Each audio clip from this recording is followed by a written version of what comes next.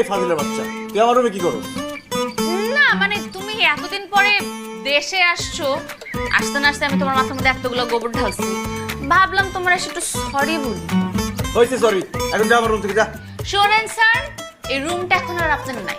আপনি যেদিন এখান থেকে চলে গেছেন তারপর থেকে রুমটা পুষ্পর হয়ে গেছে। তোর রুমের মালিক হওয়া ছুটে গেছে।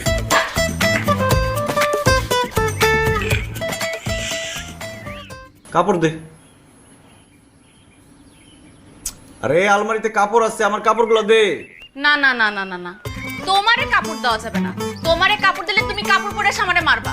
তুমি যেখানে আছো সেখানেই ভালো আছো। দেখ আমার রাগ উড়াইছটা, বাইরে হলে কিন্তু তোর খবর আছে। আসো, পারলে আসো, দেখি তোমার কত বড় সাহস। তোরে কিন্তু কি আমারে কি